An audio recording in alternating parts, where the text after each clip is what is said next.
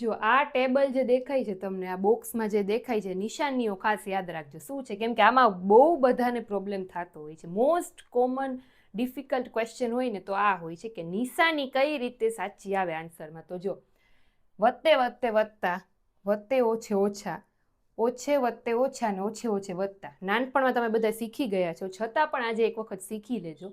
વત્તે વત્તે કેટલા થાય તો કે વત્તા, વત્તે ઓછે કેટલા થાય તો કે ઓછા, ઓછે વત્તે કેટલા થાય ઓછા, અને ઓછે ઓછે કેટલા થાય તો કે વત્તા. એટલે કે પ્લસ પ્લસ પ્લસ થાય, plus minus is equal to minus થાય, minus plus is equal to minus થાય, ને minus minus is equal to plus થાય. આ બંને વચ્ચે જે છે કાંઈ નથી, એટલે કે ગુણાકાર ટૂંકમાં, બરાબર. પ્લસ ગુણ્યા પ્લસ પ્લસ થાય, પ્લસ ગુણ્યા માઇનસ માઇનસ થાય, માઇનસ ગુણ્યા પ્લસ પ્લસ થાય, ને માઇનસ ગુણ્યા માઇનસ પ્લસ થાય. આ ટેબલ છે ને મગજમાં ફિટ કરી લેજો, યાદ રાખી લેજો, બરાબર.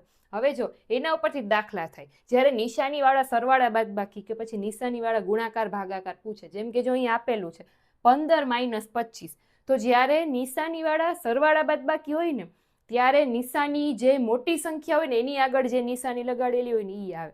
હવે સૌથી પહેલાં તો 15ની આગળ કોઈ નિશાની નથી, એટલે કે એનો મતલબ એમ કે 15 શું છે, પ્લસ છે, ધન છે, એટલે 15ની આગળ પ્લસ છે માની લેવાનું, કોઈ નિશાની ન હોય ત્યારે. 25ની આગળ શું નિશાની છે તો કે માઇનસ, બરાબર. 15ની નિશાની પ્લસ છે, 25ની નિશાની માઇનસ છે.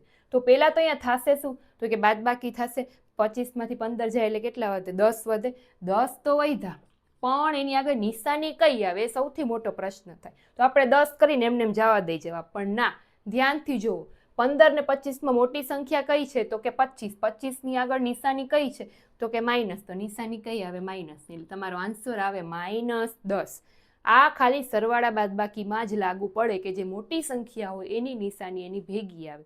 જો બીજું ઉદાહરણ, -15 -25. હવે સૌથી પહેલા શું કરવાનું તો કે અહીંયા 15 આપેલા છે, અહીંયા 25 આપેલા છે, એટલે નિશાની કોની આવશે, નિશાની કોની આવશે તો કે 25ની. 25ની નિશાની કઈ છે, માઇનસ. હવે -15 -25, હમણાં જ આપણે કીધું કે ઓછે ઓછે વત્તા, એટલે અહીંયા નિશાની આવે માઇનસની અને 15, અને થાશે શું, સરવાળો, ઓછે ઓછે વત્તા, 15 વત્તા 25 થઈ જશે. એટલે કેટલા થશે તો કે 15 વત્તા 25, 5 5 10, ઉપર જઈડી વધી, 1 ને 1 2 ને 1 2 ને 1 3 ને 1 4, થઈ જશે 40. નિશાની આવશે માઇનસની. શું કામ તો કે મોટું પદ કયું છે 25, 25ની નિશાની આવશે માઇનસ, બરાબર, -40. હવે એવી જ રીતે સેમ ગુણાકાર ભાગાકારમાં કઈ રીતે કરવાનું તો કે એમાં તમારે નિશાનીને બિલકુલ ઇગ્નોર કરવાની. મોટા પદની નિશાની કઈ છે એવું કાંઈ જોવાનું નહીં, સીધે સીધો પહેલા ગુણાકાર કરી નાખવાનો. જેમ કે 7 ગુણ્યા -9 છે, તો હમણાં માઇનસ ભૂલી જાઓ, 7 9 કેટલા થાય 63, તો સીધે સીધું અહીંયા લખી દો 63. હવે તમને એમ થાય નિશાની 9 મોટો છે એટલે એની નિશાની આવે, ના, ગુણાકાર ભાગાકારમાં એવું નહીં કરવાનું. શું કરવાનું તો કે 7ની આગળ કાંઈ નથી એટલે પ્લસ, પ્લસ માઇનસ કેટલા થાય, જો પ્લસ માઇનસ કેટલા થાય, માઇનસ, એટલે અહીંયા માઇનસની નિશાની આવે. આ તમારા જવાબ -63. સમજાણું. બીજી વસ્તુ જો 7 9 અહીંયા આપેલું છે -7 ગુણ્યા -9, તો પહેલા તો ગુણાકાર કરી નાખો, નિશાનીને ભૂલી જાય. 7 9 તો કે 63. હવે નિશાની મોટું છે એટલે માઇનસ એમ નથી કરવાનું, અહીંયા જો તમે માઇનસ મૂકશો તો જવાબ ખોટો પડશે. ગુણાકાર ભાગાકારમાં નિશાનીનો ગુણાકાર કરવાનો. માઇનસ માઇનસ કેટલા કીધા છે, માઇનસ ગુણ્યા માઇનસ તો કે પ્લસ, એટલે +63 આવે, પણ પ્લસ લખાય નહીં એટલે ખાલી 63 તમારો જવાબ આવે. આમાં જો તમે માઇનસ મૂકી દેશો 9 જોઈને તો ખોટો પડશે. હવે ભાગાકારમાં સેમ એવી જ રીતે -63 ભાગ્યા 9 આપેલા હોય તો પહેલાં તો 63 ભાગ્યા 9 એટલે 9 7 63, 7 આવે. 63 ભાગ્યા 9 કરી. હવે નિશાની કઈ આવે તો કે 63ની માઇનસ છે, 9ની પ્લસ છે, તો માઇનસ પ્લસ કેટલા થાય, કાંઈ નહીં એટલે પ્લસ.